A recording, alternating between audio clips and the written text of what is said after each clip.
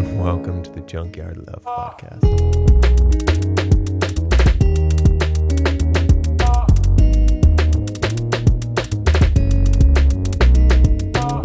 At what age do we learn how to have better conversations?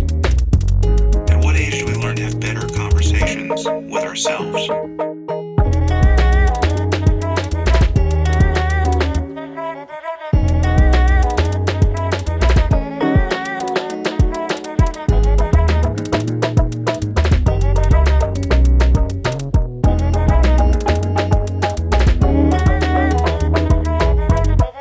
Knowledge is power.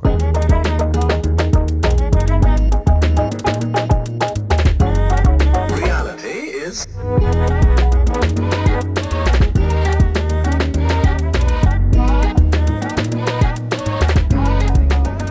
GarageBand still, like for their instruments and their reverbs and stuff. It's underrated. It is. I mean, I played with it a little bit on my phone and whatnot, but I needed more capabilities. Like, so I actually started out before like the beat making and all that, like engineering, like sessions and mixing and mastering. So it was more like vocal processing and, you know, also producing in a way too, to the point to where I do produce now as well. And then I got into some of the video stuff as well.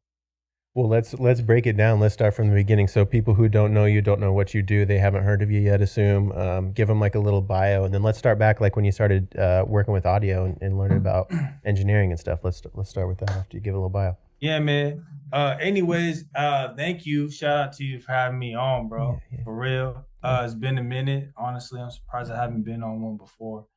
I would say, man, the podcast realm is crazy, but you know what? Consistency is everything, bro. And you've been doing this media shit, this type of shit forever, bro. And you got a leg up on some cats. You want to spring forward, you gonna spring forward, bro. This shit gonna happen. I appreciate you for saying it. But it's Bobby Barrz, 2 R's, 1 Z. Don't get it twisted. You know, 2 R's stands for the realest and the rarest. And if you stay real, you're gonna stay rare. Because they don't make them like us no more. You feel me? They really don't. They really don't. You know, I'm CEO and creator of BigBet Studios. My dog is a logo. He be singing on the mic, you know. Ace Boogie. Might bring him up here for a little bit. But, you know, I make music. I got a studio, my own studio. We call it BigBet. Also, it's a brand, an entertainment company. BigBet Creative House. We just trying to be creative, run everything up in every direction. I got about 20 songs in my catalog out on all platforms and released, and about 5 times that in the vault. You know, it's all about creativity, running it up. I had to stay in the workforce, and I'm still in the workforce in order to put myself in the position to follow my dreams. And, you know, sometimes it's just about putting yourself in the position to figure out what you want to do or what you're supposed to be doing. You know, like it doesn't happen at the same time for everybody, you know, but we all got responsibilities to ourselves and gotta stay loyal to our dreams. Yeah. I like that you're real about that too, by the way. I like that you're like not trying to front. You're like, yeah, I'm working too, you know, like I feel like that's dope. In a world of hip hop, you know very well, it's just front and left and right. So it's dope to just be real. Hey man, I ain't gonna lie. I grew up doing a lot of things that people in the hip hop culture, I guess, were portraying. You know, I did my dirt and hustled in the streets. Was blessed to stay on the outs and have enough sense to get out when it was time while I was ahead. And just realized that I have to earn my dreams. And in order to do that, it just means put myself in the position to even set goals for that. You know, it's like you can set goals, but I want to set obtainable goals, which I guess in the bigger picture makes me like set a goal to myself to where I'm like, yeah, I'm gonna go ahead and just do what I gotta do to get there, but having patience, knowing that's gonna come, and just doing you. And you know what? I started rapping when I was 29, G. How old are you now? And what, 32? Well, I'll be 32 in April, so I'm Okay. 31 right now. Um, but I've been rapping my whole life. I started making music officially like that. But I think it was at a good time because, man, if I would have been making music back in the day when I had no sense, it would have been ratchet. And it would Mm-hmm. have, you was DJing, and I'm sure you DJed a lot of ratchet shit. And I Mm-hmm. probably would have been the culprit of some of it.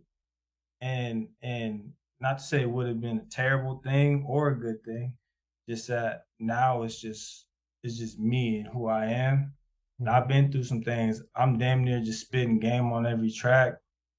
Um, the artistry is different though, man. Like I don't know if you heard too much of my music, I dabbled but through it. I didn't listen deeply, so explore. I dabbled through it though. yeah, I'll recommend a couple tracks for you. Um, I'm a spiritual man, some of it's on some spiritual stuff. Like I got a song called God Got Me that just a couple months ago turned a year old. Was actually my first like my second first real official music video. Um, but it was the first like real big bet collab at Big Bet Studios. My in-house producer JC Banco, shout out to him. Um, we got a lot of music coming out as well, but that was our first track together. Um, I got man, my very first music video was that Feel Blessed song. And I ain't gonna lie, I went from having like some younger fans on some like whatever shit onto having like some 80-year-old fans like, yeah, nephew. Like That's dope though. That's kind of tight. Like you don't even really yeah. expect that. No, but the demographic don't matter because I ain't gonna lie, I don't target these young kids with what I say, bro, because inevitably everyone gonna grow up and Mm-hmm. get some sense, Mm-hmm. and like I'm thinking of myself in the future. I don't have children yet. I did just get married last year. Congrats, man. We're going on 8 months. Thank you. And but when I'm a dad, I want to put my kids up on some definite things that have to do with my culture, but on some music that's going to inspire them to do the right thing versus these ignorant things that these kids are even lying about on the Mm-hmm. raps, Mm-hmm. like things that they think that they should be doing. And it's just like, so with that being said, I'm also just keeping it real and telling my story. And whether you're a fan of my story or not, that's cool. But I got 20 tracks on all platforms available for everybody for free streaming and purchasing. Um, I guarantee everybody to find a handful to put Word. on their playlist. Everything ain't for everybody, but my first piece of work as far as other than a single, like my first EP was called They Ain't Ready. And I had like a song for all different, like I had a cookout song, a dance song, a chill back song, heartbreak song. Just So ready to go. 7 tracks, all just different things just to show my versatility. Nice. Just like you're gonna find something for you in there. I love that. All right. So where did this come from? You said you've been kind of like writing and shit your whole life, but you didn't start really putting tracks down till you were 29. Like what started? Because even like we can go back to like when we knew each other. Like Yeah. I didn't know you as an artist. I would say so. I didn't know that I side was of you. always So freestyling, oh not yeah. writing. Okay. Yeah, like That's a bro, talent. That's if you awesome. kicked it with me in a certain way, you would know, and they would tell you, I'm that dude that said, "Hey man, turn on the beat, Love it. like let's get it." I definitely always freestyled. Honestly, I started writing like maybe a year before I started doing music officially. Um, but still to this day, a lot of my best rhymes come from freestyles. So I don't know, innovated myself and like I told like every time I freestyle it'd be crazy. And because I didn't really have much time with the pen and pad, I mainly had time on a beat just coming off the top. Mhm. And then I ended up just like voice memo on my phone. and I would just record that. And then I'd take some of those lyrics and just refine it and proofread it, And then I learned how I rap and then how to write to that. So you got to a point where you're like, I actually have some shit to say. Like, let's record this. Like, because I mean, you're talking about like you're writing more spiritual stuff now. I bet you, if you're anything like me, man, a few years ago, spiritual shit would have went right over my head, man. I'm into it now. Like, I understand it now, and like I've had like a whole revamp of understanding myself and God and like just all this shit, But like, and you know how many other people going through that same thing though? Yeah.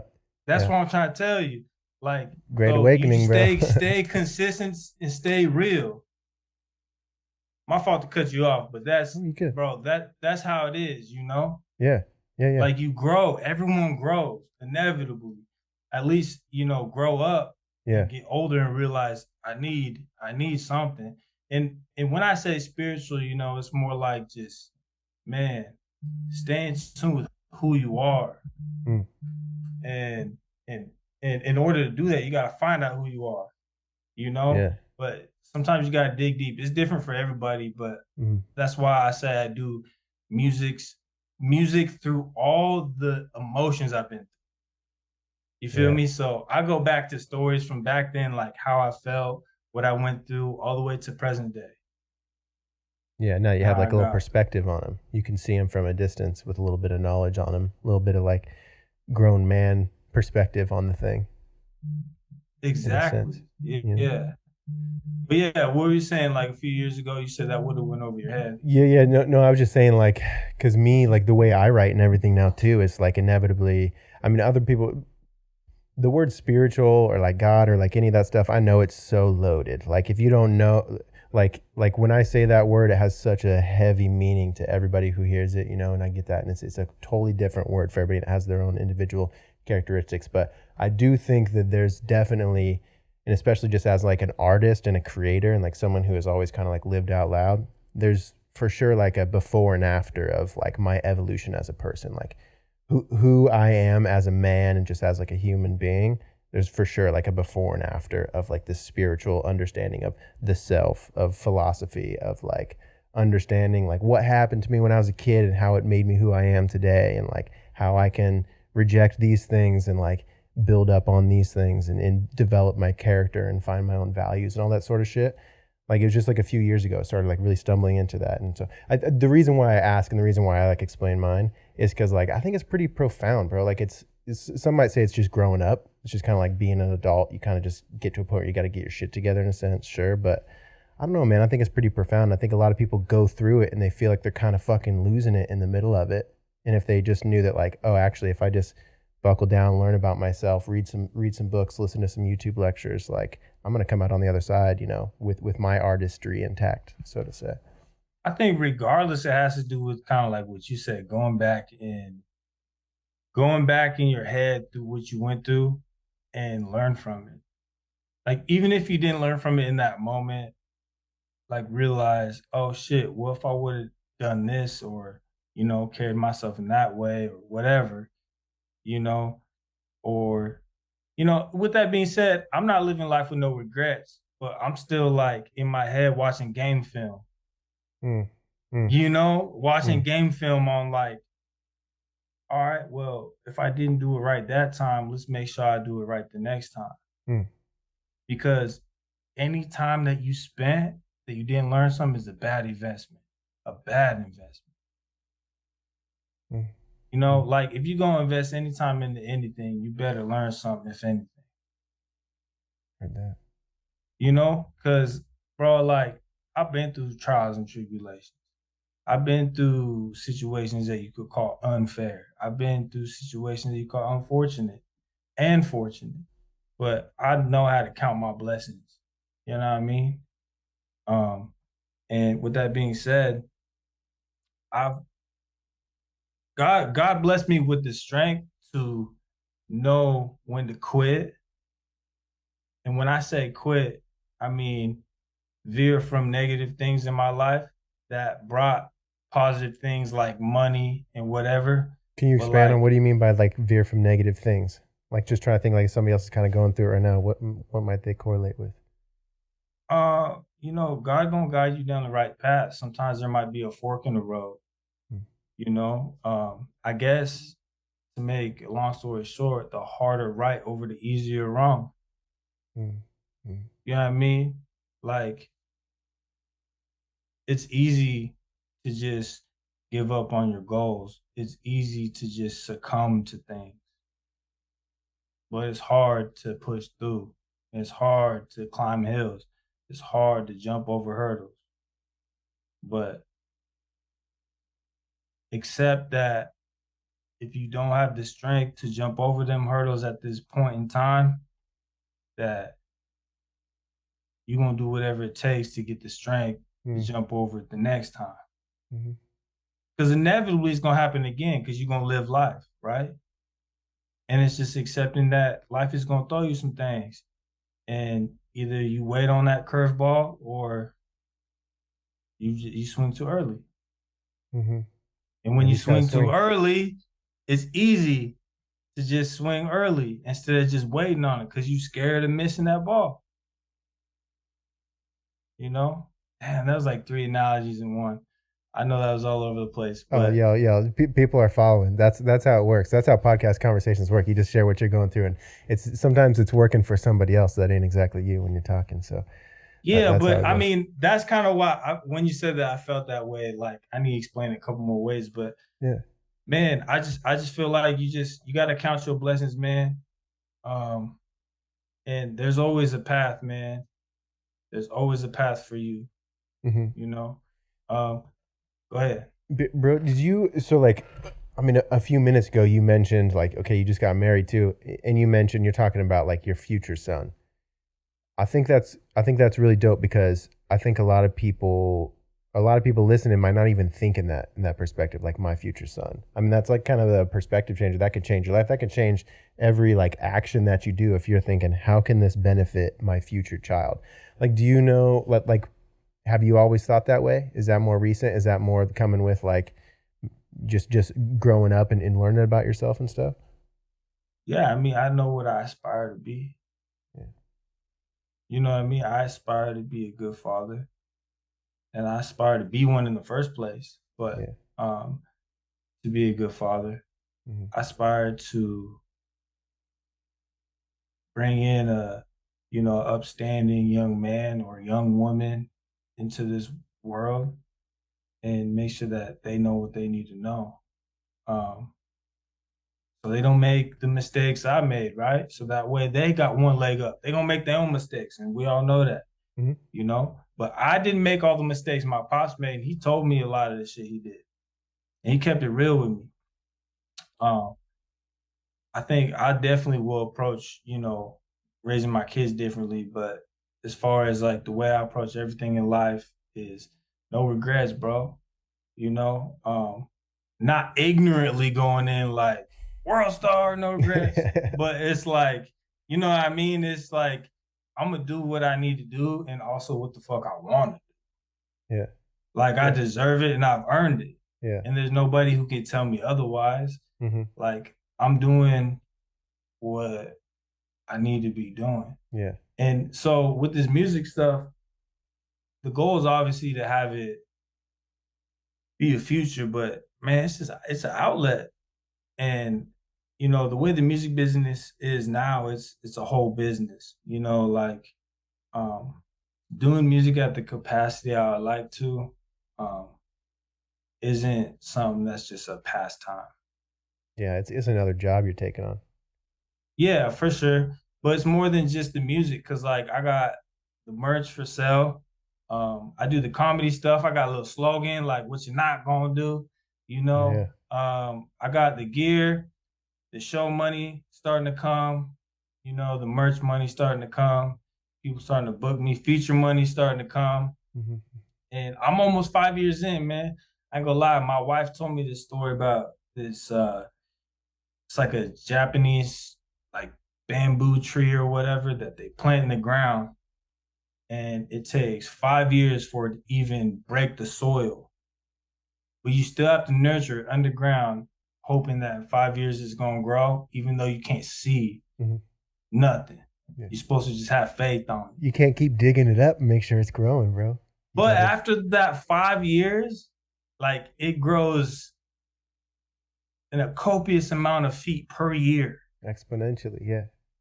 Bro, and that's what I'm trying to say. Like, that's kind of like a weird metaphor for like what I'm doing. And most people ain't got the courage or the drive or the faith in themselves to take a journey like that for 5 years without knowing what's going to come out of it. Mm-hmm. And it's like, man, they say don't put all your eggs in one basket, but where you think the eggs came from? Get yourself some more eggs, G. Yeah. Get yourself some more eggs, G, and get another basket. Yeah. You know? Yeah, you got to go all in, bro. I mean, why not, too? But you can go all in more than once, though.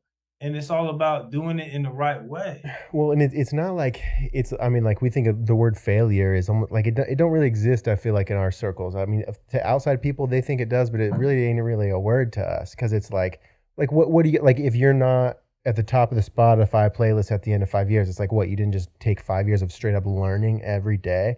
Like you're learning about building a business, you're learning about thumbnails, you're learning how YouTube works, you're learning how this amp works. You're learning so much every day. Everything that I know, bro, is from me just trying shit. When I was like and 16, that shit's nuts. Yeah, bro. I literally, I mean, like, I don't know if you ever went, but like I literally started this whole thing throwing random illegal parties in the woods, bro. Like that's how I knew how to.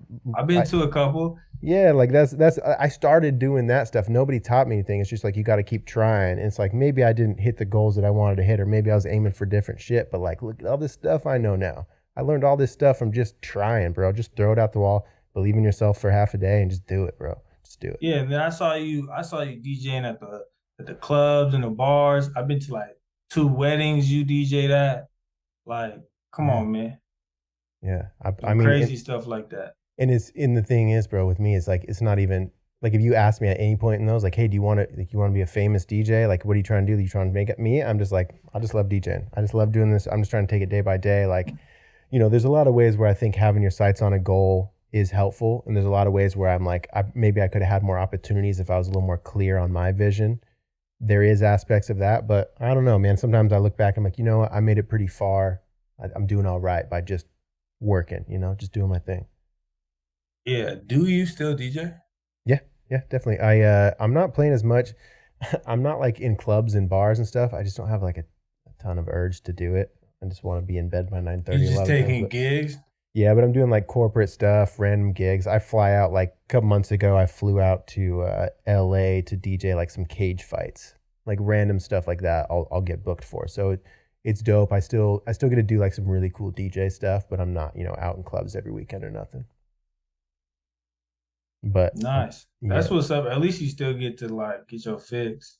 Yeah. That, Well, and it's I feel like I spend a lot more of my time, even just at home when I'm creating. I'm writing my own stuff. I love to like just write hip hop and poetry, and it's cool to try to combine. I've done a few shows now here in Austin where I'm like DJing, but I'm also rapping, and like that's potentially cringy, like that's potentially no fucking way.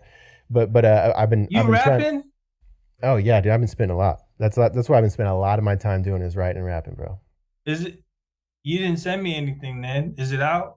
I don't have anything on Spotify. I'll send you some stuff though. You have to check it out. You got like some clips, some ciphers or something, or some yeah. videos? I got some clips, and then I've got some shit. I've got some like fully recorded stuff that I haven't mastered or anything, but I just haven't put it on Spotify. I'm trying to. Hey, are you gonna try to release some music? Yeah, I think so. I'm being a perfectionist about Spotify, but Hey man, holla at me. I think there's a couple things I could help you with, just because, bro, last like 4 or 5 years, this is all I've been researching and doing. But well, shit, let's have a conversation now, bro. And there's plenty of things you probably help me out with too. But man, I want to actually collab with you too. There's another dude I went to school with that went to school in I think Longview or something. You know Roman Merrill? I know Roman, yeah, bro. I just had him on the podcast. Oh, you did? Yeah. Okay, yeah, he do music too, man. And It's kind Yeah. of crazy, man. A lot of folks that I know from back in the day be doing stuff like that. It's like, man, why don't we all like get together and do something You know what's like it's all love before? though. When we do connect though, we're all like this. Like it's the same with me and Roman. We're like, bro, Yeah, let's connect. So yeah, bro. Like anytime you got anything, send it back and forth, and let's link up. Let's have a convo about that. I would love to like write together, get on some stuff. Like I mean, you said you're mixing and you're engineering and stuff too. I mean, I'm doing. I'm not the I be greatest at producing mastering. it too, G. Yeah, you got beats. Yeah, actually, I got a few. So Okay. I mainly like I got tired of waiting on folks with beat packs, and I probably should have been a producer first. I ain't gonna lie, because I'm pretty cold with it. But I already started pursuing the rapping and songwriting shit. Word. So I was just kind of bringing that to fruition, and then starting to dabble in the beats. And bro, as an artist thing, it's been starting to work. Like I see my hard labor paying off. Like this show I did on Saturday, bro, Hmm. probably one of my best sets. I threw a couple jokes in between, Love it. and that open mic stuff's been helping. It's helping too. And then, bro, I sold like $150 in merch Damn, that's what's up. in person that night, you know. And I got like what was it, 40% of the door, Nice. That's good. whatever I that mean, was, you know. It was a yeah. decent turnout too. I mean, dude, that's hard. Sometimes even being promoter, like especially in a rap environment, it's sometimes hard to ask for any amount of the door. Sometimes it's just like, hey, we're just grateful to be playing. We'll do what you say. So it's nice that you're able to get some of the door too. Yeah, I mean, I think just because the way I've been doing things, I think they kind of just expect it now. Yeah. Like, cause not to say I'm like trying to gorilla pimp the game. Yeah. I've been putting people on and trying to give a lot of people opportunities. You can't really put anyone on. You can just give them opportunities, and then it's Yeah. whatever they do with it, you know. But I be helping folks out, and man, with the studio, it's huge. Like, so I live with my wife at this house, but just like 3 blocks down is the house that I bought when I was 25. I rented out to my producer, and then I still have the studio that I have access to. Excellent. So I rent him the whole house other than that bedroom, and then part of the garage where I got some storage. But and we actually turned the garage into the podcast in the voice acting area. Yeah. Nice, dude. This is where we're doing all that. Yeah. I saw you got the podcast going too. It looked dope. I listened to it for a little bit. I mean, you were saying the editing is what takes a while to get it out. You know, that's the same thing over here, bro. Man, that was super early. But yeah, it's just the guy who we had editing it, we had like something real going. Everyone had to start working. Like I've been essential, G. I never got none of that time off everyone else did. Um, but my peers, they all did. My producer did, and then so did the my drone guy, Swim Tube. Check him out. He's got pretty popping YouTube. He's actually getting his Part 107 Hmm. license, so he can do that shit commercially. But I got a music video coming out that's like 90% drone footage. Ooh, I love that. Drone shots are so nice. Unreal. It's crazy. And he's so good at it. Dude's got like 30 different drones and like builds them himself and shit. But he was doing all the editing. I hooked him up with the software and all that. So he does the music videos and stuff now, but he had to work full time. Um, Obviously to supplement his income until he gets his Part 107, he start flying commercially. Yeah, of course. But you guys are making time to like still create, and when you can, you're doing what you can. I mean, I like any sort of collaboration, any sort of like community building. I'm always like, hell yeah, Oh man. yeah, Let's yeah. So we actually trying to build a team. It's just myself, him, and then my producer JC, and then my dog Ace because he's the mascot. But that's the big bet team. Other than everyone else who helps support. We got Patreon and all that stuff too. nice, nice.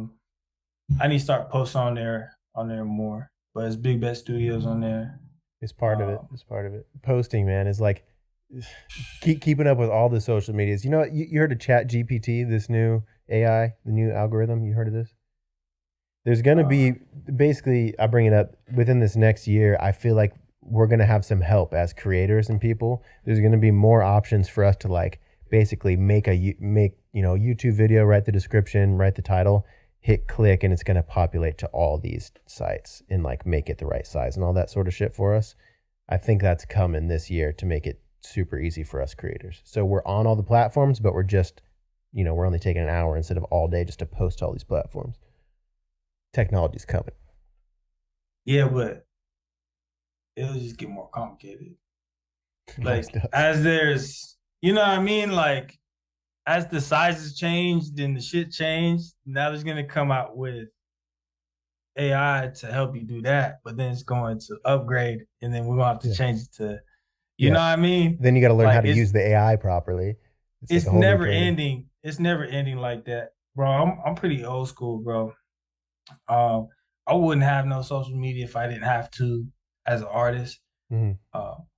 Man, I come from being an athlete, and like my pops raised me to be kind of militant. Man, when we got in trouble, he made us do push-ups and sit-ups and all that Oh, shit, damn.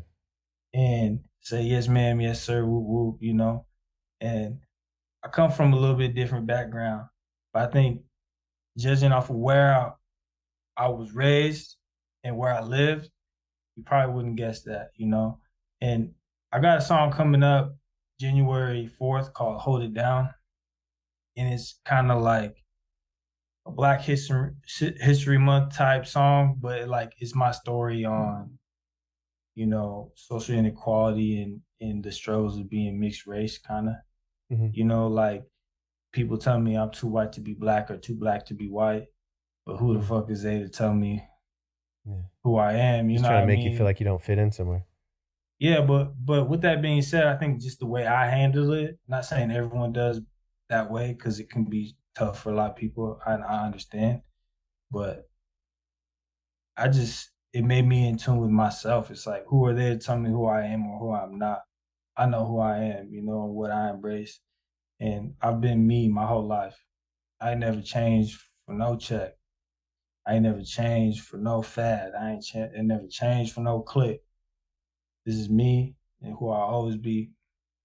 But who I am today ain't who I will become because I'm gonna do nothing but get better at what I do.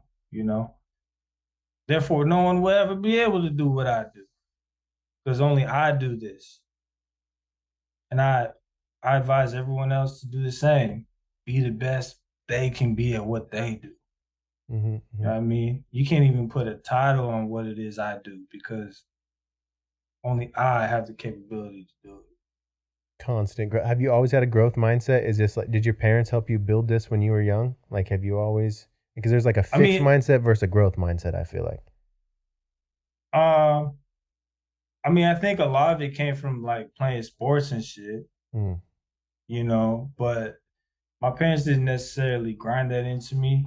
But it's more like always wanting to be better. Like, I don't know.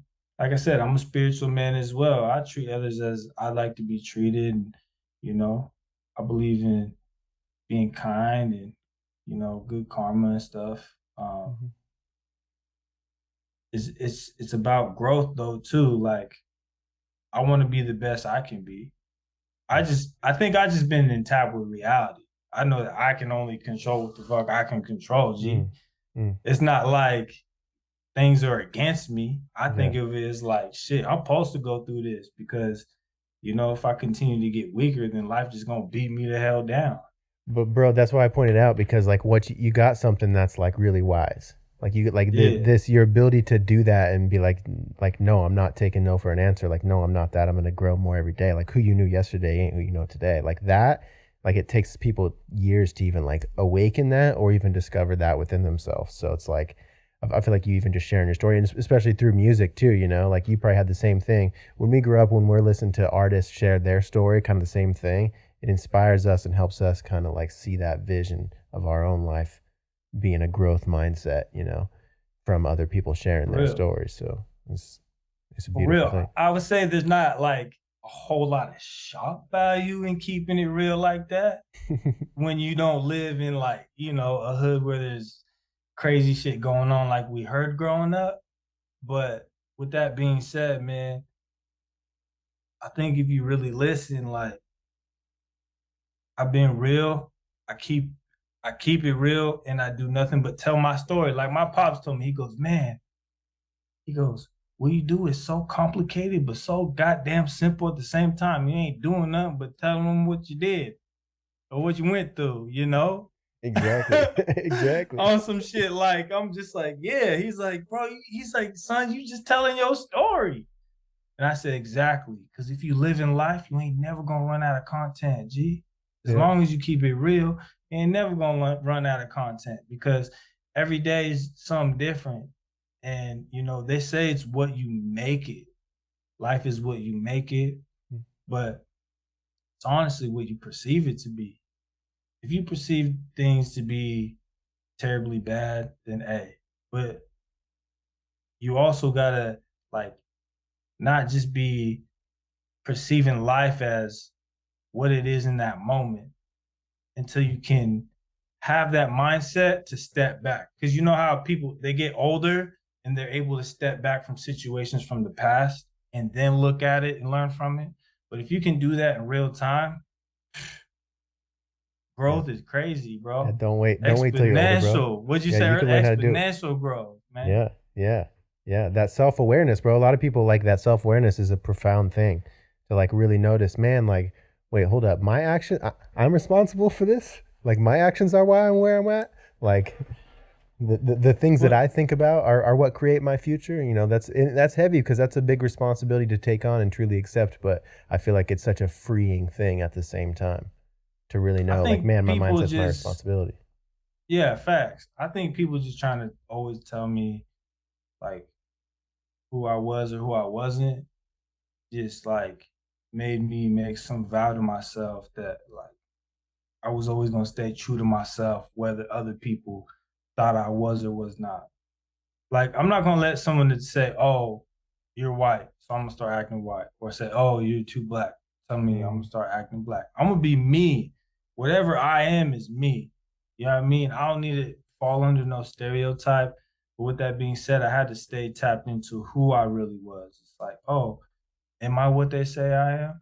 Or am I not what they say I am? Whoopty whoop. You know, to the Mm-hmm. point to where it wasn't even a question. It couldn't be. It's like that's to the point to where it's like, okay, say what you want to say. But now being consistent all 31 and a half years of my life, you know, it's like, hey, still that nigga. Here you go. Here's the music. Mm-hmm. Still that, you know, I'm Mm-hmm. still who I was and who y'all said I wasn't, but Yeah. who I've been, you know, like I don't necessarily need to prove nobody right because the only person I need to prove it to myself is myself. Mm-hmm. And as long as I know that what I'm doing is what I need to be doing, then I'm good, bro. Honestly, if I tell myself something like I got pride, just like if I tell you I'm gonna do something, I'm gonna do it, right? My word is bond, also to myself. So Mm-hmm. if I tell myself, hey, G, you gonna do this, I gotta do it. And there's a type of pride and a sense of urgency and you know, to where I gotta make sure I get this shit done. Cause I hold a professional relationship with myself as well, you know? Bro, that's huge. That builds too. Like keeping promises to yourself, doing what you say you're going to do. Like don't wiggle out of your own shit because we're always going to find ways. If we want to seek that comfort, we'll always find ways to wiggle out of our own shit, man. I still do it all the time, man. And I'm like, damn, I know better, you know, like when I catch myself like not meeting commitments that I made for myself or like not showing up on time when I said I was going to show up on time. You got to notice that shit because like those little habits, you're right, man. They build up. They're going to make you who you are. For real. Yeah. And Yeah. Hey, everybody knows it, but not everyone accepts what it is. I mean, if you don't accept it, you're kind of denying, you're kind of like lying to life in a sense. Like life is gonna, But unfortunately, a lot of folks do that. well, but bro, it's like, what's crazy is like, even if you want to deny it, there is that little voice in your head telling you, like, when you're doing the wrong thing, that voice never goes away, bro. It's still kind of like, bro, like, all Yeah. right, you can do it, but like, you know, it ain't right. You know, it's still For kind of real. there. Like, and you just, all right, you still acting, you know, the trick is, man, listen to that voice because you know damn well it's right. You know? Yeah. Yeah. Hey, bro, I wanted to Everybody ask. got that. Go ahead. Yeah, they do. It's our conscious, man. It's our higher self. It's what makes us. We're always capable of being better than we are right now, and it's worth feeding, and we all got that voice. Hey, I want to ask you about like your writing process. Like I think that's always super fascinating. I think people who are artists can hear other people's writing process and like go, oh, I want to try that. And then I also think people who don't write, they don't know anything about music except for like, it hits hard and I think it's dope. Like I love to listen to it in my car. I don't know anything about it. I think they even think that it's really dope to hear. Like, how does someone even think of this stuff to write? How do they get like their words, something like you went through? How do you make that rhyme and like put it in a track? Like, do you freestyle a lot of the stuff? Do you write? Do you sit down with a pen and pad? Like, what's your process been like? I mean, man, it definitely varies, and I've honed it in. Um, I do got a little bit of a formula, but when I just get beats, right? Say I get a beat pack, I'll listen to the beats, and whatever the beats make me feel like, right? So like I'll jump into that mode, and if there's like a story that I could think of, or an emotion, or some type of event that happened, say it's a party song. Think of a night we was at the club, you know. Say, and I'll think of it and try to go through a scenario and make it make sense. Um, Also, you know, I think of rhymes not always when I'm listening to beats though. So that freestyling part of me, and then like I said, the whole progression of recording myself on the phone while I was freestyling, and then getting, bro, my pen is on fire now. Like it's pen Griffey. It's out of here. See there. And yeah, bro, and I'm doing nothing but getting better, but this shit's crazy. I've expedited a lot of time with the work I put in, and so I'll take an emotion, maybe I didn't fully get over it, maybe I was just going through it, or maybe it's something I never really spoke about, you know, and I'll take that emotion, I'll let it out on the track. Like this one coming out, like I got a verse that said like, they try to tell me who I am instead of trying to find out. Got a mean mug, nose flare, people's eyebrow, you know? And then the rest of it talks about the inequality stuff. And y'all listen to it, it's coming out February 4th, called Hold It Down. Um, the very last verse starts out, they try to tell me I was too white to be black and too black to be white. And then I run it up with that. And it's just about what I went through and what I never really spoke upon. But like if you can tap into past emotions, that's always good. I got some songs like that. So honestly, it's not always like a cookie cutter for every song. Yeah. But when it comes to like those deeper ones, it comes to, either emotions that are going on. Bro, when I first met my wife, I made 2 songs for her, right? Yeah. I never made no songs for no females. Oh wow. The first song I made, man, it was because of the first time I met her and everything. And then the second one, like, she lives obviously. So I live here. This is how she bought, right?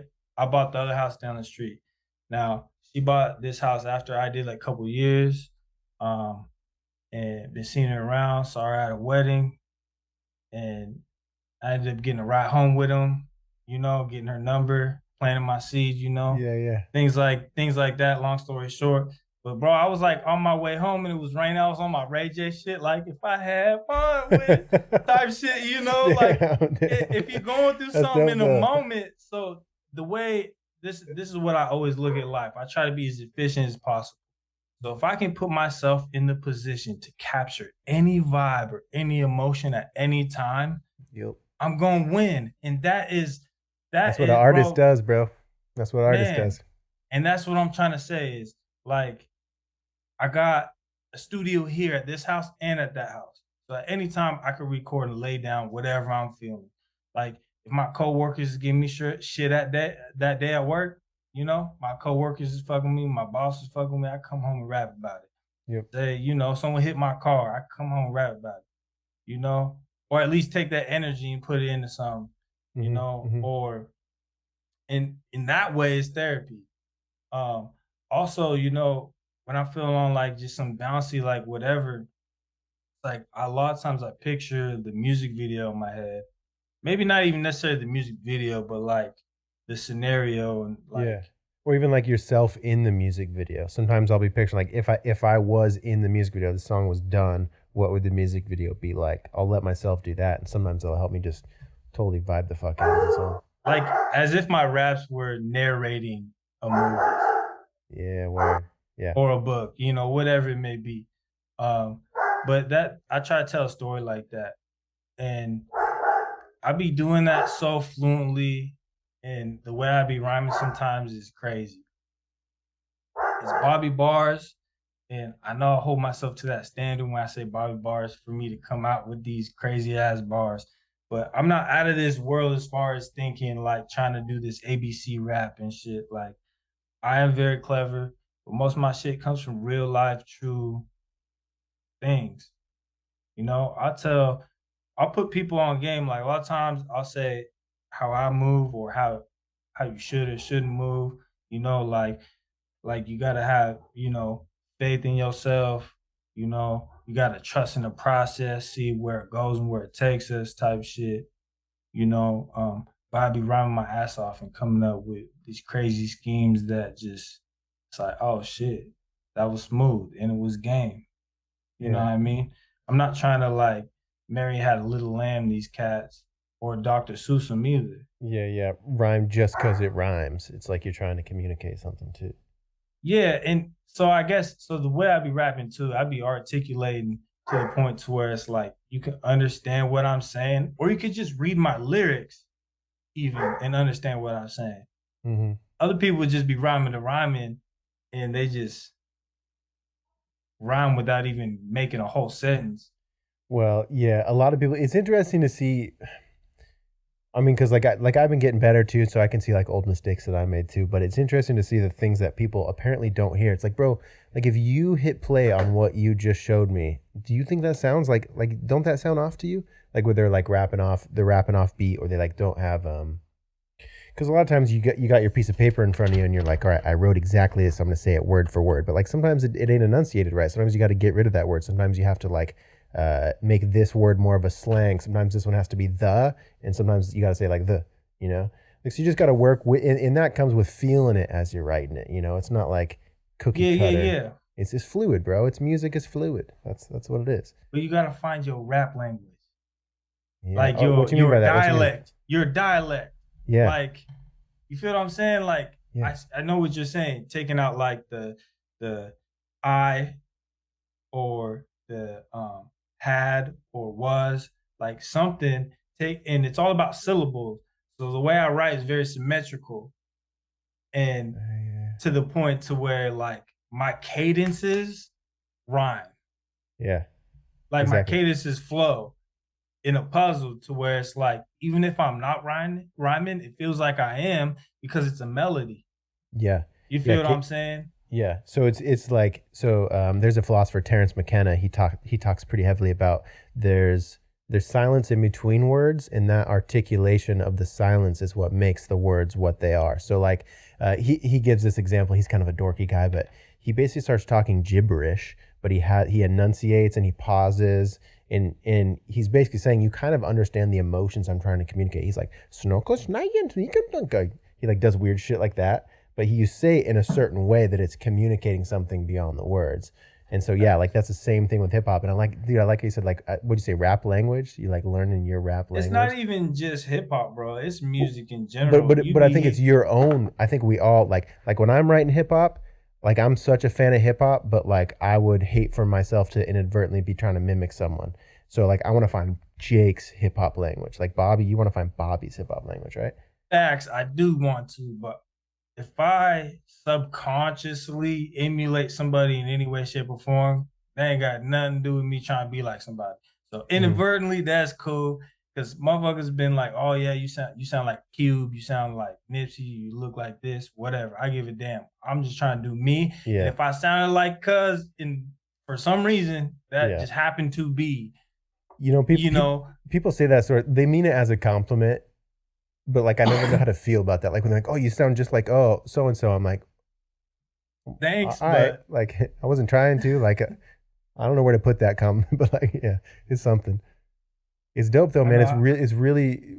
I mean, I'm with you. I just totally resonate with that, man. It's really dope to like find your voice. You know, like I love poetry and that sort of stuff, but like the more and more I'm developing my own like rap voice and articulating what I'm trying to say. And a lot of times, bro, the dopest thing is the therapy aspect of it. When you like step back, you're writing and you're in the zone, and you step back and you're like, damn, bro, I just processed some shit. Like I just worked through that. Like, damn. yeah, honestly, honestly, I be surprised myself sometimes, man.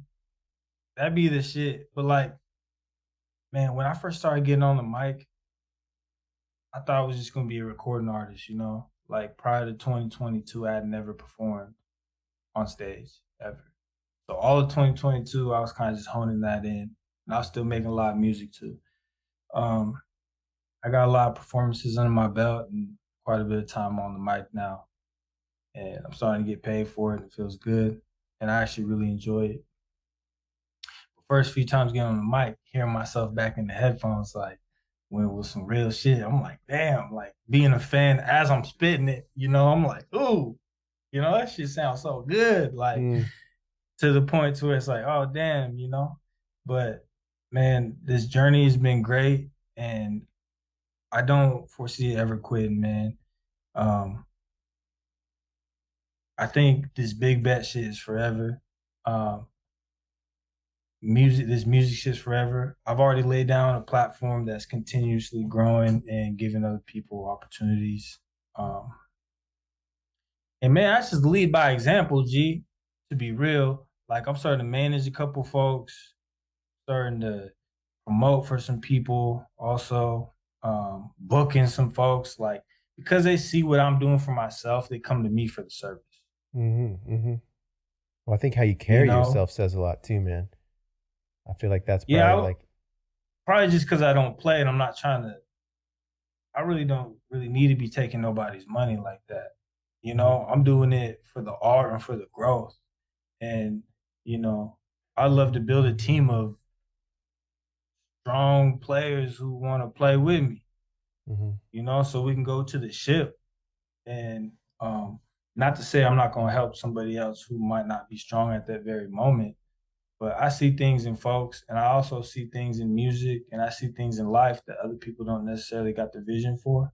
mm, I wouldn't say it's all the way, you know, my destiny to share that vision with everybody, but or to teach other people that. Like I probably might be a teacher or a coach someday, but mhm, it's more like I'm utilizing the vision I was given right yeah, now, and also, you know, sharing that with the people who are riding with me, and trying to share that knowledge with the folks who are in the gym shooting with me. mhm, mhm, You know, and those who are like minded, man. Because, bro, when you go from being a consumer to a producer of content, whether it is videos or you know poetry or music or whatever it may be, the the understanding of it is a whole lot different. You know, like at the beginning, bro, if you could tell yourself what you know now 5 years ago, you would have had how many steps forward? You know, you would have had a few legs up because of what you went through and what you learned. And if I could help expedite any time for anyone else that's willing to put the work in, like why not? Because I'm gonna forever grow. And if there's somebody who's, you know, 10 steps ahead of me that someday might put me up on game to get me even more ahead than I am, mhm, why would I mhm, not accept that, you know? And I don't feel like, you know, I don't feel like all this is just for me. And I make music for myself, therapy, and because I like how it sounds, and because I feel like I do got a vision for it and an ear for it. But it's more than just music, man. It's about ownership, you know, like I don't pay no car notes, you know. We landlords over here, man. Like both myself and my wife. And we trying to get another one. We taking vacations, doing real grown people shit and trying to, it's not even pursuing happiness. We are earning it, Mm, you know? mm, And if you know that it takes a little bit of sacrifice, man, if I give anybody some advice when you in your early 20s, run it up. Work as hard as you can. You feel me? And that's not meaning go to school. It means take a path that you yeah, feel is right and tunnel vision on yeah. that, because later in life, you're gonna wish you would have kept on. Yeah, yeah, bro. I always tell people, I always say, like, find your greatness, you know, like, because a lot of times we're kind of comparing ourselves to everybody else's greatness. Like, where am I at when I'm 24? Like, they're over here and I ain't doing this. Like, bro, whatever you got an interest in, whatever you're passionate about, whatever you know about, whatever lights you up, like, you get talking about the subject and it just sends you ablaze, bro, and you know about it, and like, it just fuels you up. Just keep digging at that, bro. Like, if it's music, if But it's whatever. if you're passionate in anything, what's your first responsibility? Is to put yourself in the position to do that, Yeah. to pursue that. So it's like when we're kids, they say, oh, they have the job fairs. You want to be a fireman, policeman, doctor. What do you want to be when you grow up, Bobby? Shit, I don't know.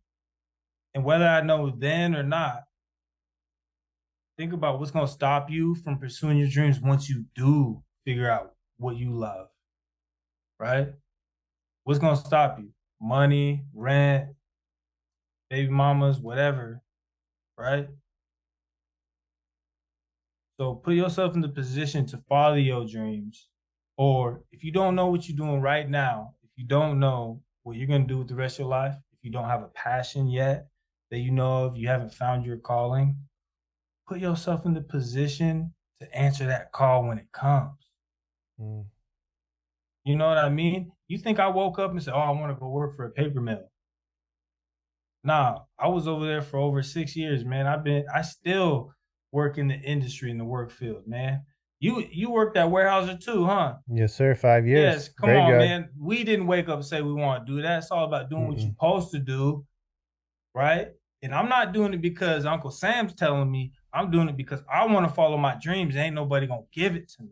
Mm-hmm. Mm-hmm. How am I supposed to have all this studio equipment, all these resources to do music if I didn't put myself in a position to? No Yeah. one else would have done it for me, Yeah. nor would I have had any outlet. So where would I be right now if I wasn't doing music? I don't know, but I wouldn't be here. Mm-hmm. And where I am today is where I'm supposed to be. Well, I think it's huge, bro, that I think what happens with a lot of people is that 9 to 5, that mill job beats us up, and then we get off and we just want to, like, shut it off. We just want to smoke the thoughts away. We want to drink the thoughts away. We want to just video game out, whatever it is, and, like, live your life and enjoy your life however you want to enjoy it. But you got to be honest with yourself. Like, you put in your work at the paper mill, but when you're off, put in the time on yourself, on your future. Put some goals on the calendar. I feel like, but dude, I really love that you said that. I feel like that's actually, like, super huge. I was super excited when you were saying that.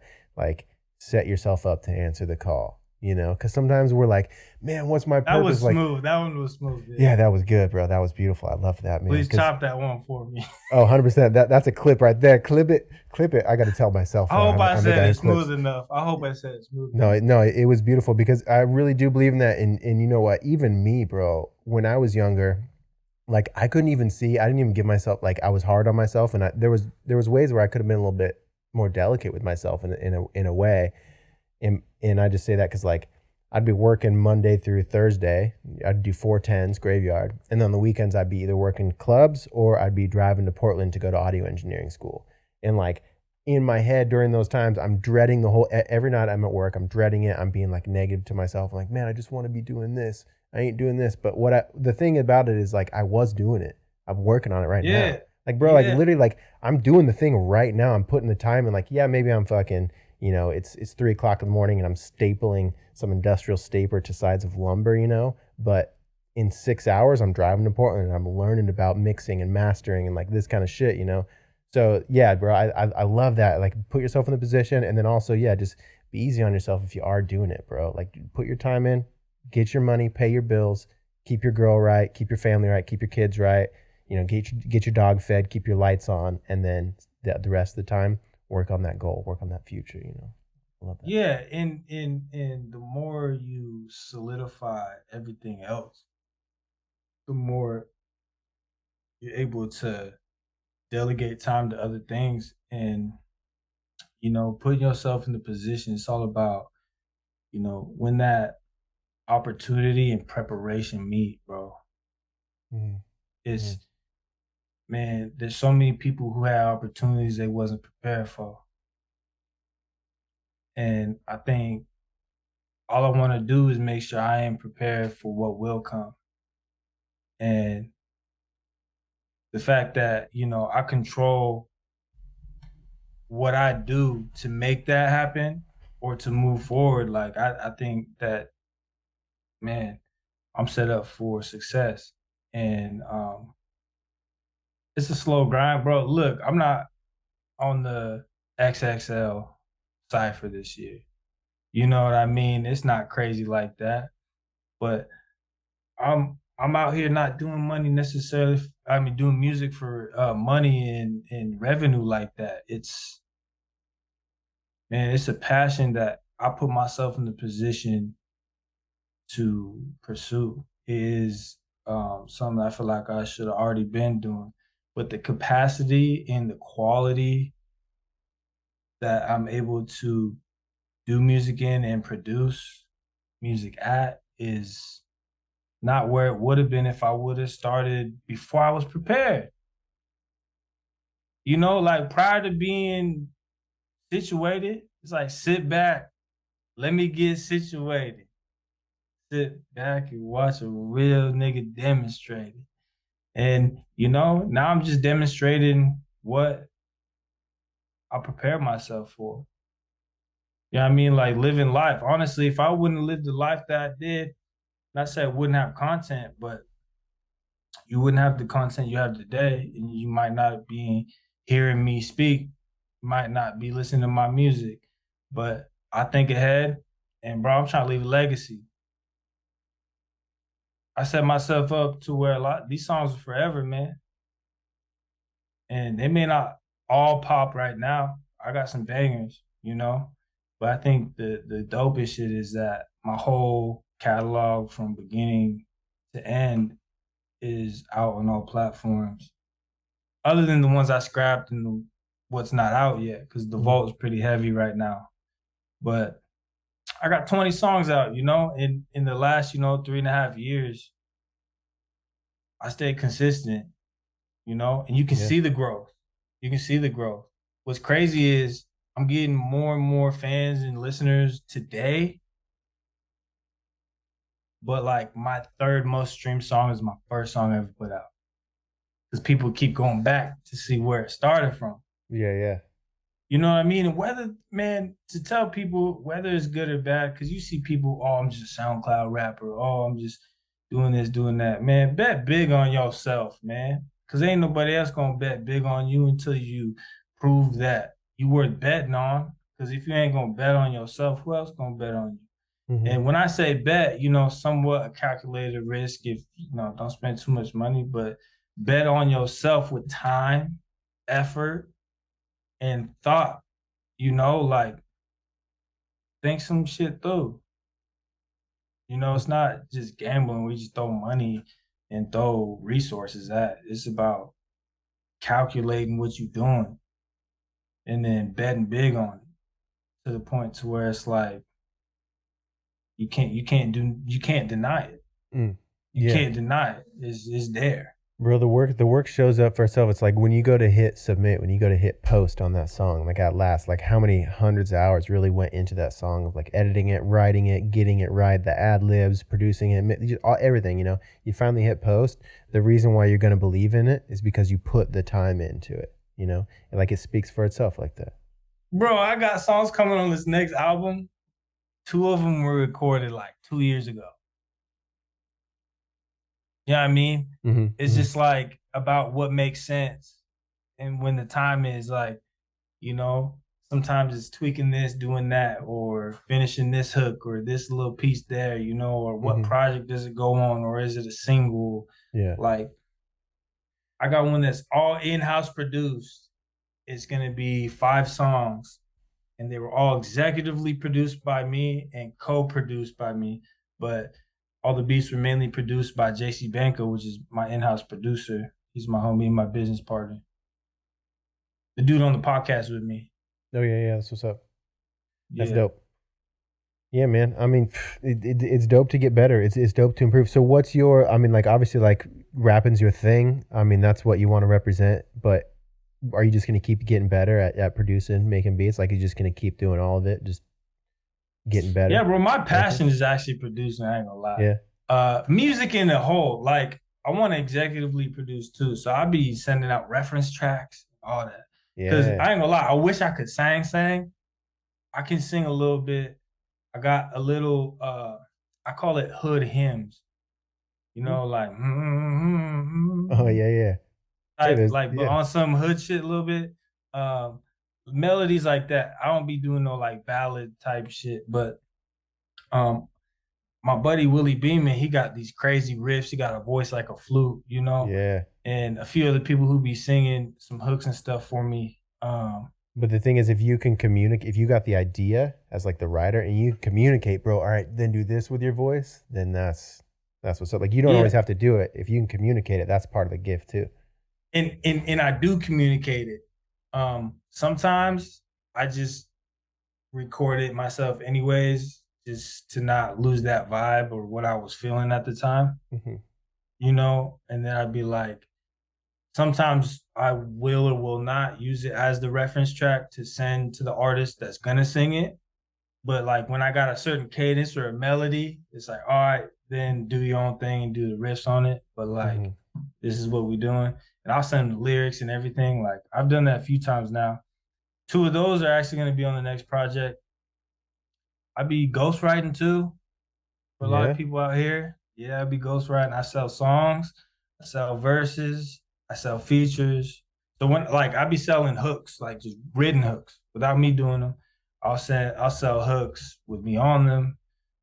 I'll just write things for people. I bring in split sheets and get writer shares. See, this is what like people who ain't into music, they might not know that like this is what you do. Like in the hip hop industry, there's like a lot of the people that you listen to that you love, like they write for each other. Like a lot of even like popular pop stuff that we know of, our favorite hip hop artists actually wrote. You know, like Pharrell's behind a lot of dope ass shit that we don't know Pharrell's name's nowhere near. You know, like it's dope. There's a lot of I think people hear ghostwriting and they're like, well, like what's it like? You're faking it, whatever. But it's actually like, no, it's a little different. It's this whole like you just call it co-writing. Like call it co-writing because like, you know, I've never actually written like a whole ass song word for word for somebody.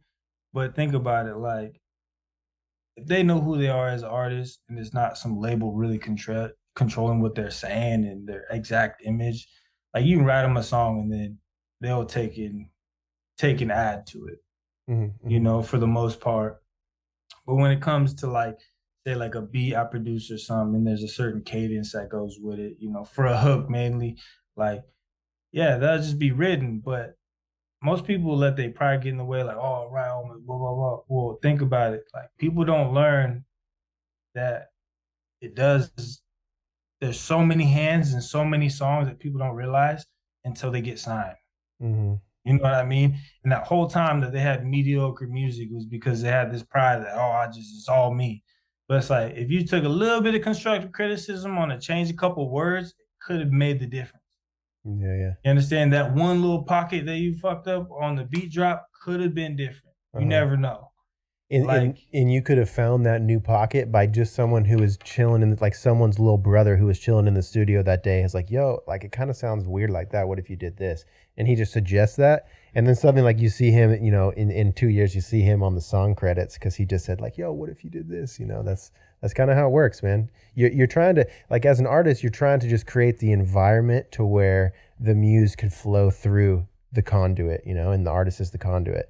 And sometimes like people in that room are the conduit too. You're just trying to create a vibe so y'all can like put out the nets, you know, and like catch some shit in the nets. Facts. Yeah. Yeah. It's like, I call it producing vibes. You know, like JC, that's all he does. JC Banco, my business partner. That's all he does is make beats. Really, he's a dope ass artist and probably one of the best artists out here himself. But he is just producing is his thing, and man, we be in there, and he just produces vibes. You know, like he made a couple beats. The last couple he made for me were specific for collab sessions I had. Right, you know my little brother, right, Nope. Chandler? Oh yeah. Okay, yeah. So he actually rapped Took me a too. sec. Oh He yeah. rapped too, low key, not like professionally had no rap name type shit, but he cold as hell, and his pen is actually pretty perverse. He JC made us a whole beat pack just for the weekend. My little brother was gonna come down. You know, we Yeah. made 3-4 songs. Uh, he made a bunch of beats specifically for these other two artists that are pretty big in Portland that I did music with just recently. And it's about producing vibes, man. And however it is that you're best at doing that is the best environment to create. And I think that it's always what's best for the song, you know what I mean? In my eyes, like, shoot, I come from the era where there was a bunch of verses on everything. And, you know, I'll be putting 3 verses on every song, sometimes 5 verses. Like, you know, to the point to where I started making shorter songs just because I know attention spans ain't all that. Uh-huh. But man, this is whatever's best for the song, to be honest. And sometimes the vibes be so crazy you just can't quit. It's just, Mm-hmm. you know, Yeah, you fluent got to like that. yeah, you keep this one, got to get rid of that one. Isn't that the craziest thing, man? Like there used to be, I mean, we back in the day we listened to 5 minute songs, bro. You couldn't even beg someone to listen to a 5 minute song now. You couldn't pay them, bro. Like For even just like real. all the features are dope. Like now they'll just like re-upload, they'll get rid of this feature and then release the same song with this feature. And it's weird. That's just them trying to play like the charts and shit, but yeah, I mean that's what it is though. Is like you want to. It's the same thing. Part of being in a music environment in a place where there's people creating is like you'll learn quick that if you have an ego, you're not going to be really super welcome. I mean, there's like a level of using your ego to find the art and not letting your ego like get in any sort of way of the art. Cause like if it's blocking the view for like the real art to get through, it's very apparent. Like Yeah. everybody in the room could feel that, you know. Have you ever gone through a phase where you were engineering folks, like recording? Yeah, not in like a super professional setting, but casually. So I wouldn't say our setting was super professional, but um, I still engineer sessions to this day. And man, the different types of artists you get, you know, there's some people who honestly just pay to be able to dictate everything, or people who pay just to do what they want to do. And other times there's artists that are more receptive to constructive criticism and doing what's best for the song. Right. But that's when you got artists who just think they the shit and have no room for improvement, like they're already at the top, you know. And then there's artists who want real feedback from people who listen to a shit ton of music and also make music themselves, you know. Mm-hmm. Um, so it's different. Sometimes it's crazy, sometimes it's comedy, sometimes it's Yeah. annoying, but So I mean, it sometimes you're comes just with getting it. paid too. Like it's all right to like if someone just has their preference and they're like, "Yo, to be real, I don't really need like your perspective on it. I'm just trying to record my shit." That And you know shit's what? kind of boring though. But hey, You if you're just getting paid robot and they're at straight that point. about You it, just pressing buttons. yeah, you're just a robot. It's like, bro, you could have done this by yourself. Like I don't have to be in the room. For real, but I'll take your money. Yeah, Yeah, it's almost like because we try to give them more of an experience like that. Um, it's not like that too much anymore. We're pretty much exclusive. Like we produce a lot of the people that we record, yeah. so it's like we already got our hands in the track, you know. I mean, Um, yeah, I like doing it all at once too. I feel like that's when you could really like get the most creativity out of it. Like, I think it's really cool when like say I produce something or JC produces something, we get an artist that comes in on it. You know, being able to like have them have the producer there while you're recording, add, take away, or mess with the beat like while you're because some people are like, oh, like this beat so hard. I just wish that this was lower or this was higher or Mm. like bro, 2 weeks ago I made a beat and I was kind of just messing around, but then I ended up finding like some type of sequence that just I'm like, oh, and I started rapping to it. I'm just like, this is what I need to start doing, making beats that I just make that face to. Mm. And I did it and I showed two people and dude was like, man, I just wish it sounded a little more like ooh or whatever, like, but they was loving it. So the other dude loved the first version. He bought the first version from me. The second one, I came back instead of like a, blue, blue, blue, blue mallet type sound. I did an electric guitar like, nah, nah, nah. Yeah. And he bought the second version. That was it. Yeah. So like I sold two versions of the same beat, and I had to make sure that they were different for sure, more than just the melody. Right. But like the two different people in the same week on a beat that I didn't even finish yet. Yeah. You know what I mean? And to just like get in and produce like that, it's a different feeling. But like, not only did the one dude buy the beat, but he got me on the track too. And I probably spit the hardest verse on it. That's nice. That's lie. probably dope He to be made able to sell me. a track and then be able to It get was a verse different out. feeling. That was the first time doing that. I Actually, like that. He made me stretch it to 4 verses, and then the other dude didn't show up, so we squashed it to 3. But they gave me the third verse. Yeah. Shouldn't have done. They shouldn't have given me a verse, but they did. That's what's up. They did, man. That shit's hard. Where you getting your beats? Bro, I've honestly I've been YouTube surfing a lot lately. I'll start with type beats. I know it's an eye roller, but I'll start with type beats just like get me going. But a lot of times I like once I find a dope beat, like I have a couple people that I follow that I just like a lot of their beats. I'll just hit play on it, and like pretty much the first or second time I listen to it, I'll know if I can write a song to it.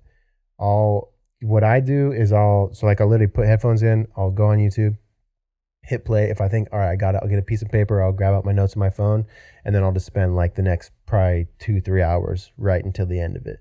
And then it's like at the end, I'm like, all right, did I actually say something? And then I'll decide if I feel like recording it or whatever. But yeah, YouTube is where I'm a lot, honestly. And then like when it comes to like, so I'm not really I'm not the best beat maker. I'm not the best producer. I have fun with it. I dink around a lot. I'm just not super disciplined with it. I mess around with my own stuff, but I never try to like, I've only made a few things for other people, but I use loops and samples a lot. Like I have a arcade output, if you heard of that. It's like There's nothing wrong with that. Yeah. But I mean, I'm a DJ. It's literally how I work. I've been using loops and samples for 11 years, so Yeah. it ain't really that abnormal for me anyway. But it helps me get ideas out. Like I'll lay a loop, I'll record it, I'll wander around here and just start writing poetry to it, writing words to it, whatever, That shit's clean. Yeah. That shit's clean. I mean, I'm not super serious in the producer shit yet. I do want to dig more into it, start making more beats. But like I said, I made a couple official ones that I've actually sold, a few that I actually made songs on. And those beats I get mixed and mastered just because there's people who got way more skills in my team than I do. Some people are at so that. good at that. Some people are really so. I know some people who are just like Yeah. just so good. The wizards, bro. Wizards. See, and I could put my pride in the way and be like, oh, I did it all myself, and I'll have it be mixed and not sound the best it could sound. Mhm. Or I could say, hey, I'm gonna have my bro, proofread it for me or touch it up, and yeah, I ain't got no problem with that. But with that being said, bro, I think it'd be dope to get on track with you, man. Absolutely. I would love it, man. I would love it. You got any well let me after this I'll send you like something you could hear my style a little bit, and then if you got anything, any beats floating around or it gives you any ideas or whatever. Yeah. And I think regardless of style, bro, I've been reaching in my bag. So like I still do me on every track. But like I've been reaching in that bag. Man, just a year ago actually. So we shot the music video last New Year's. I did this song. It's called Bad Munda, but I call it Translate song. Okay. So I'm doing this series where I'm translating the songs that are other languages, but I got my one English verse translating the whole shit. Huh. And this song is all in Hindi. So uh so he's a Hindu cat, and I have you can't you don't know what he's saying because it's different language the whole time until my verse, right? And then I break down the whole track. Damn, that's awesome, bro. I love that. And That's actually so dope for so this time too. Yeah, we're mixing a lot of n- different languages right now. That's dope. not to say that you and I speak different languages. What I'm trying to say is that I'm not opposed to any style, any genre. Like if I feel it, I feel it. If I'm Right. not with it, then I'll just be like, let's go on, move on to the next. We'll find one though, you know? Yeah, absolutely, Like bro. type shit. But if there's some like grunge shit, even like, bro, I get down on whatever. It's just if I feel it, I feel it. Yeah. And I'll do my rap shit. Honestly, like I'm crazy with the hooks, but my name's Bobby Barrz, and that's what I'm coming with. Okay, dude. Well, I definitely want to make some stuff, man. I'm not confined by genres. Never have been. I just whatever sounds cool. Like I'll sing, rap. I don't care how my voice sounds. We'll put a bunch of effects on it. We'll put no effects on it. Like if it sounds dope in the song, that's all I care about. Same as you, bro. So I feel like we probably Always, actually make some cool shit. always. I wish You I was bro, up in that area, bro. I'd actually just like rolled down to Vancouver and come kick it for a day. But that'd you be know, dope. I was hoping to be in the studio today so I could give you a little sneak peek. But bro, I got the blue and black foam everywhere. I got the pictures of all the old school rappers, all everything. It's yeah. just super inviting creative space, you know. Environment and vibe is part of, bro, like literally exactly what you're saying. Like creating that space is what DJ Khaled does, is what Rick Rubin does. It's these people in creating an environment with lights, with smell, with your energy, like you just being calm and like here, that brings everybody, that invites everybody else to be there, and then the best piece of art can flow out of everybody just by environment, man. Yeah, no It's- doubt, no doubt, no doubt. You know, bro, I think we make some good music together. If not, I think definitely we can have some conversations that we may just inadvertently inspire each other to make some dope songs, anyways. Whether it's individually or not, bro. Because with this music shit, man, when I'm going through things, I be coming up with these concepts that just they're simple. I just think it's hard for people to articulate those type of feelings, or I guess those type of visuals. I guess it'd be audios, but those type of words like to put to that emotion or to that feeling, or like, oh damn shit, I would have said the same thing, but you didn't mm, because mm. type of thing. It's like, but I did because oh shit, you got the vision to see visually. Yeah. Well, but that's the thing, is like the artist with their words is painting like the vision for you.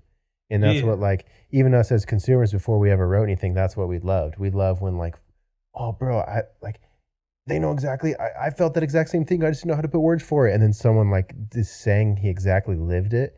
And you're like, what? Like, I feel heard. I've never even met anybody who went through these things like me. And then you yeah. hear someone say it in their art, man. And that's Or beautiful. even get inspired or whatever. I feel like with a lot of I guess I call it wisdom, but like with a lot of the ways that I'm able to perceive life for what it really is, then like emulating that on on a track into a story, you know what I mean? And then absolutely like recapping something for real, or the hardest thing is just emotions, like sometimes for people to just relay on a track, like you can go and re like reiterate on some type of story that actually happened is one thing, but on an emotion that you had about something is even deeper. And you know, I be tapping into shit like that. Yeah.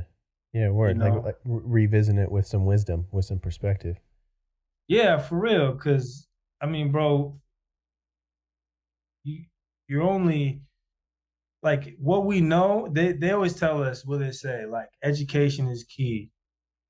True, but it's about what you're educated in. And you got to be educated on yourself before you can even really go learn anything else. Real life lessons, you know, like I advise anybody to go learn from someone else's mistakes. And I know that sounds cliche, but with that being said, you're less likely to make those same ones, but inevitably you're gonna make your own. So make sure you live and you learn in order to live again. Because if you don't learn, then it's that's a road that you need to get off. Mm-hmm. Because like what I said at the beginning, I said um, any time invested that you didn't learn or any time you spent that you didn't learn is a bad investment. Mm. Yeah, that's Because if you for real. spending time on something and you don't learn nothing, like you wasting time. Yeah, right, bro. I think we get in our own way of learning a lot of the times too. It's like we'll be stubborn about it, man. We'll be like, we'll be blaming other people, and we'll be blocking the learning because we're blaming other people. Or we'll be like, I'm here because this thing happened to me, and I can't ever like get myself out of it. And then suddenly we've blocked the opportunity to learn about ourselves, to grow. Just realize it's an option now, though. Like instead of waiting 5 years down the road to learn from what you did, Mm, like try to learn from it in real time. yeah. Like realize that the time to learn is now. So like if there's, you know, even prior to making a mistake, just learning that you're capable of taking the wrong road and put the measures in place to not go down that path. Hmm. You know what I mean? It sounds simple coming out my mouth, but I know it's a struggle and people have different obstacles than I have, and all people have different obstacles. But you know, it's all about putting yourself in the position to get over those. As long as this obstacle gives you bigger pecs and bigger legs to jump over the next one, Hmm. Hmm. whatever it may be, Yeah, then it was worth it. yeah, But yeah, if yeah. it did nothing but break you down, then it wasn't worth it. Right. And you didn't make the best of it. So I guess I just try to make the best of every situation, good, bad, or ugly. Because if it's good, then we bless. Yeah, You know, if it's bad, then I learn from it and I'm still alive and I'm blessed. yeah. Well, but you almost got to, because then you don't feel like you're in control. You feel like the world's just kind of kicking your ass in a way. Like if you aren't like, all right, what can I learn from it? And that's not like I'm not trying to disregard what anybody's going through too. I'm not trying to like Right. compare. Like I've been through some bad stuff, but that don't mean that I'm trying to compare my bad stuff to yours. Like the worst thing you've been through is the worst thing you've been through, and that's all right. That's life. But like, Yeah, and disclaimer, me saying all this is about me talking to my previous self. a Like, hundred, hey yeah, man, you a should have hundred, known better, but now you do. So let's yeah, get it in and do yeah, what you know you're supposed to be doing now. yep, yeah. And go ahead. Yeah, but well, that's just what I try. Man, I always say that with this podcast is like I always try to think like if I could talk to my like 16-year-old self, just that little knucklehead. If he would have listened, if he would have heard anything, like how could I say it? Like what could I teach him? How could I word it and be truthful and just be like, yo, you don't have to make this mistake that I made. That's what I always try to give the perspective of as the listener. So that's perfect. Right. But I mean, everybody does have to make mistakes. I mean, learn from other people's mistakes is one thing, but naturally, but once you start making some mistakes, like man, just learn from it and get to the point to where you can recognize that mistake before it happens and you can rise above it, no matter what it is, whether you're, 10 years old or 50 years old, Mm, it's people have choices every single day to do the right thing or the wrong thing. And, you know, people who have learned and know better, it's all about knowing better. But you gotta realize some shit first, mm-hmm, mm-hmm. So take off the blinders, pull the earplugs out, and just realize what time it is and Yeah. stop sitting back and letting life take you down river and start revving up that engine and follow your dreams and put yourself in the position to get up that mountain, Mm, Um, we are gonna be tested and we are all gonna have a time where we're going to have opportunities that we wish we were prepared for. And I think deep down, if you have a passion or a love for something and your end goal is to have an opportunity in that, just get yourself prepared to capitalize on that opportunity. And don't wait on nobody else to move, and don't let nobody else stop you from doing that, because the absolute faith is the faith that something's going to happen regardless. You know, it's not about if, it's about when. Mm-hmm. Yeah, yeah. It's not like, is this a lesson? It's like, this is a lesson.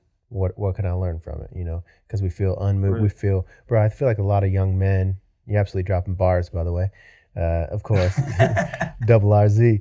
But yeah, bro. I feel like it's important for you to share too, because I don't know. It seems like there's young men could really use just hearing that, you know, like a lot of, like, we get caught up as men. We deal with shit on our own a lot, bro. We suck it down. We deal with it. We slam it inside, and we walk around with a lot of guilt and shame, and like, man, I wish I would have done this. It's like, well, you didn't, bro. But like, what can you do today? You know, like, you move forward. Like, you just let go of that. You know, if you have an old version of yourself that's like led you to where you are right now, and you don't want to be that anymore, that's all right, bro. Like, just as much as you should recognize when you're not moving forward, you need to recognize when you are.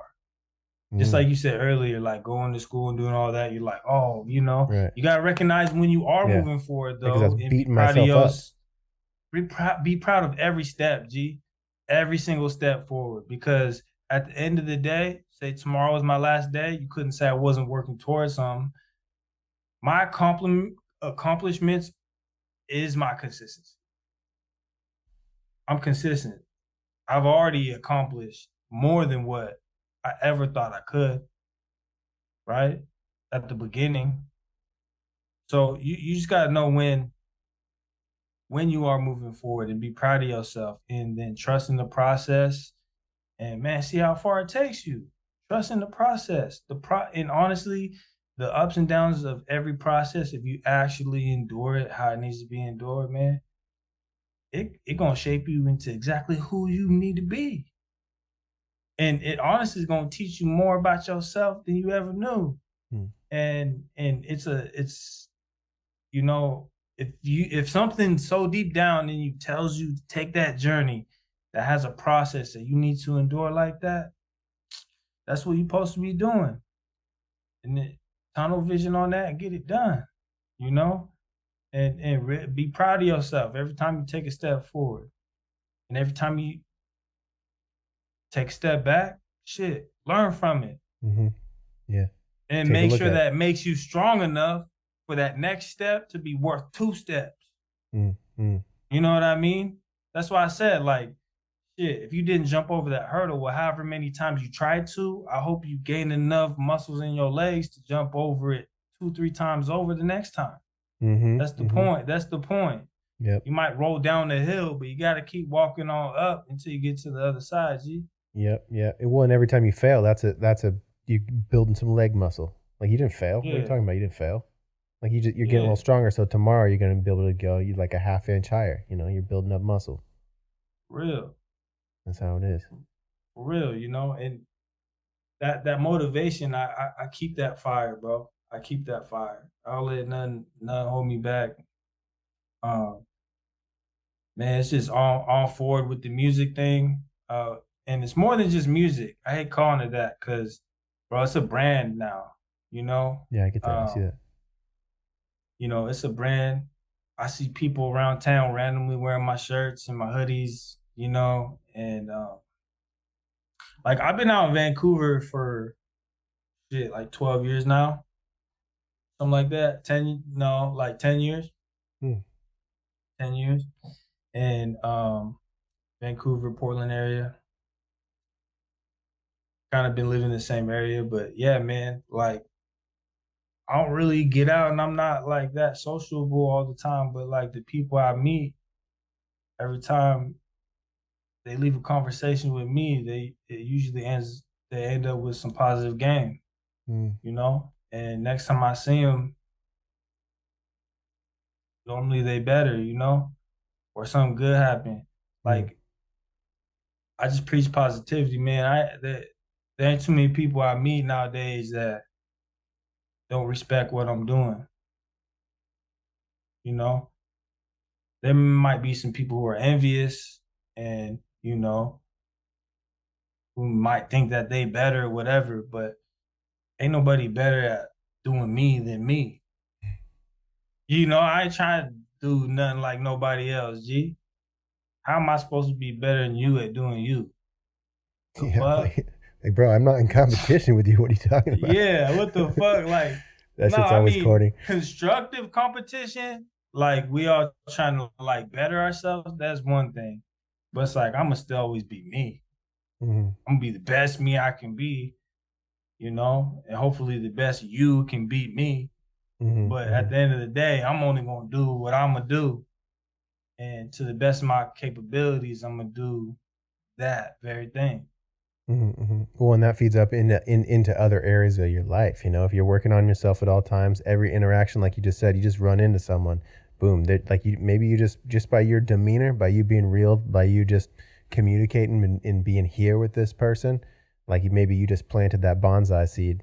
Maybe they like didn't really hear what they needed to hear at that moment, but in a couple months they're gonna be like, damn, Bobby said some shit. Like I'm kind of Hey, going through that that thing happens again. a lot. That happens a lot. It's They be like, profound, ain't hey it? man, yeah, that happens a lot. They be like, hey man, I didn't really get it when you first said it, but then man, you was right. And Mm-hmm. then like when this happened, like I just thought about what you said, and man, you know, on some shit like that. And I'm like, I'm not lying. I'm only Yeah. trying to keep it real with you, Yeah. man. Yeah, you're like, I bro, I got wasn't even trying to like give you any profound knowledge. I was just being straight up with you. And like yeah, for that's real. that's where truth gets in. Yeah, for real. I ain't gonna lie to you. I'm gonna tell you the truth. Sometimes whether it hurts or not. But Yeah. um, but with that being said, man, I just want the better for everybody. Um, Yeah. I preach kindness. I preach, you know, everybody being grateful to others. I really do try to promote this community creative house type thing, to where we all help each other, man. I got folks scout me for these festivals and stuff now.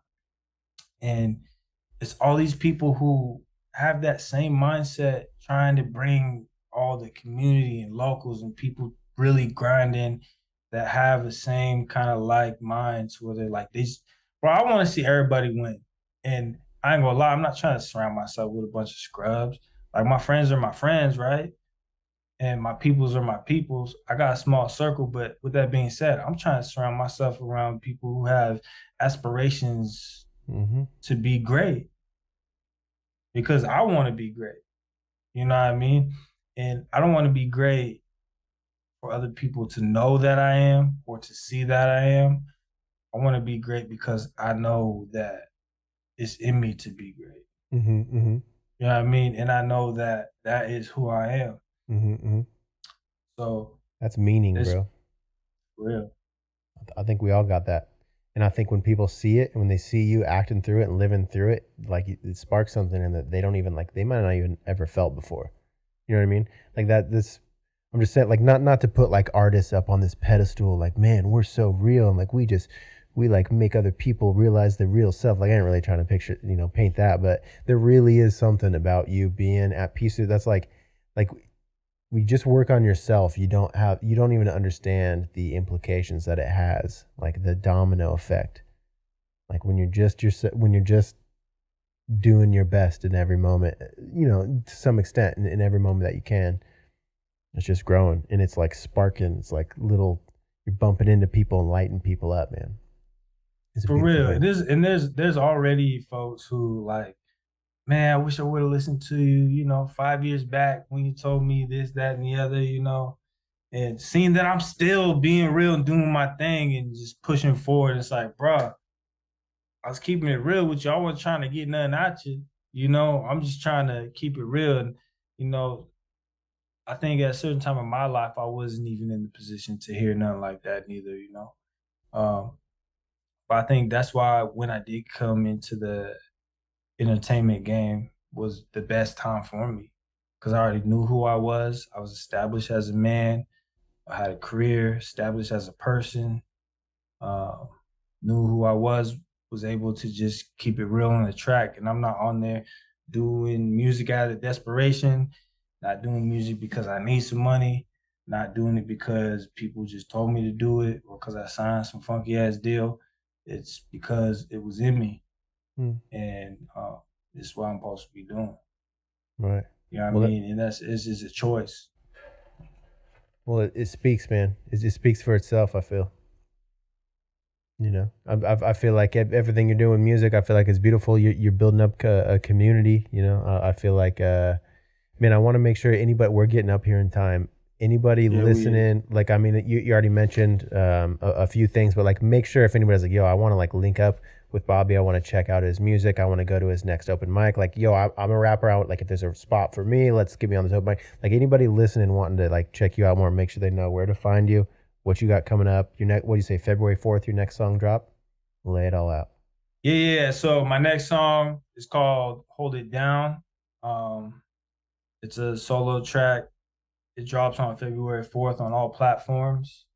Um, older song, but it's more on some like racial inequality type things. And perfect time for it to drop, Black History Month. It'll be a dope track. A lot of feelings in it actually. It's not really no mainstream shit, but I got a lot of music following. Yeah, it's Bobby Barrz, 2 R's, 1 Z on all platforms. So all the socials is BOBBY_BARRZ.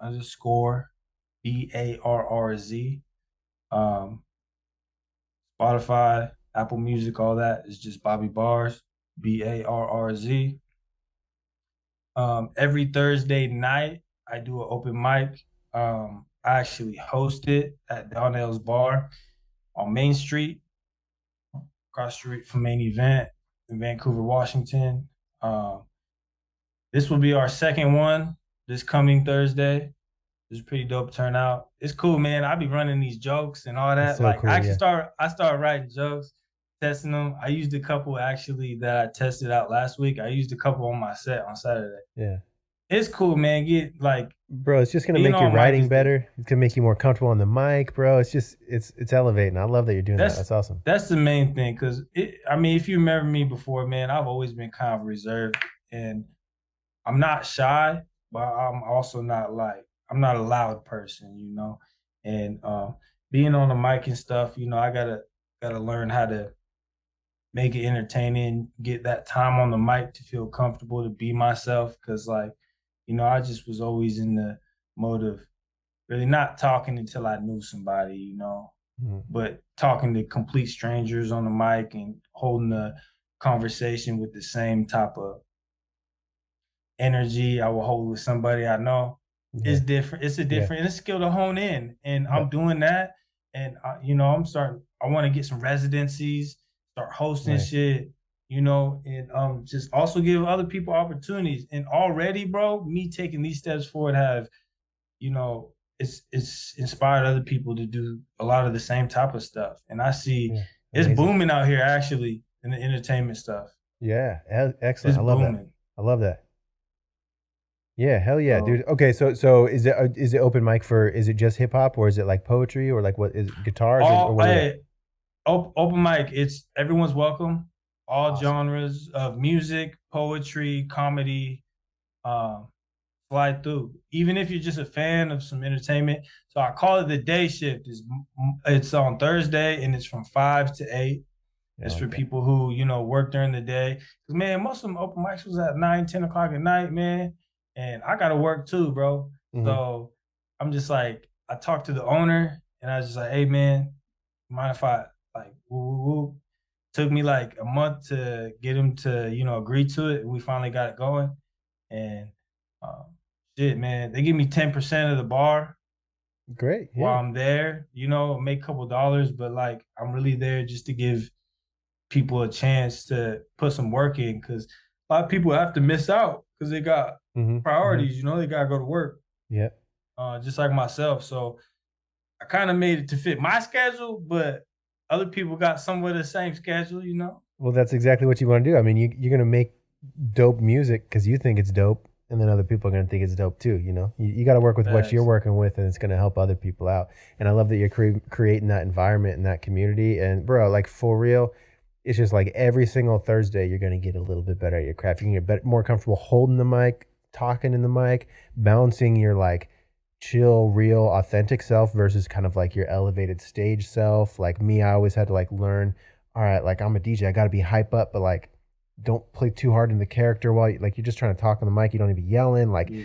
there's a balance that you just like, you know, I still struggle with sometimes, but you learn, you know, it's all stacking up, man. I think what you're doing is amazing. And I think, man, I hope people definitely go check it out in Vancouver. I think it's awesome. Appreciate it. Yeah. Yeah, the open mic's cool, man. I got some more shows coming up. I'll have all those dates posted. Okay. Like I said, Bobby Barrz, 2Rs1Z on everything. Yeah. On YouTube, it's BigBet Studios, BIGBET Studios. That's the logo right there. Yes, sir. Ace Boogie. I'll put that in the That's my dog. description too, so they can click on it all as well. Okay, yeah, bet. Yeah. Bet. Yep. Also have Shop Bobby Barrz online store. If you guys want to get some hats, shirts, coffee mugs, phone cases, whatever you want. Yeah, bro, it was a pleasure. Absolutely, man. It was dope to link up. I'm glad that you reached out, man. Thank you for doing that. And man, keep inspiring, keep doing what you're doing. I want to link up. Yeah, like hit me up. Let's chat like later on this week or whatever about making some music together. I would love to create with you, bro. Hell yeah, that'd be dope too, bro. I think, bro, and because it's been so long, I think there's a lot to catch up on. We could probably do part 2 of this. I'm down to get on another episode one of these times and Word. just talk about some new stuff. We could probably format it and actually come up with some subjects to touch on. Sure. But no, this was cool, smooth. I Yeah. appreciate it, man. What time is it over there? 9:20. Oh damn, getting late. Yeah. All right. Yeah, no, it ain't too bad. I've got my schedule's been super weird. Sometimes like I start work at midnight. Like my job is to like take down the shows sometimes. So my sleep schedule's all weird lately. You never know, but it's all right. That's crazy. All right, bro. Well, I appreciate you again. Listeners, take care of yourself. Check out Bobby. I got all the links in the description. Check that out. And then if you're around on Thursday in Vancouver, man, drop by the open mic night. Drop by the day shift. And Bobby, we'll be in touch. Thank you again, bro. It was really great to catch up with you. And just from a friend perspective and someone who grew up in the same town, I'm inspired by you. I love what you're doing. Like, it's just really dope to see like a fellow homie from when we were younger just excelling and living his life and being like just clear-eyed, you know? Like it seems like you really got your feet on the ground and I love that, man. I wish you the best. Likewise, bro. Appreciate you. Yeah. All right. Bless up, man. Take care of yourself, y'all. Learn how Later, to have bro. better conversations. At what age do we learn to have better conversations with ourselves?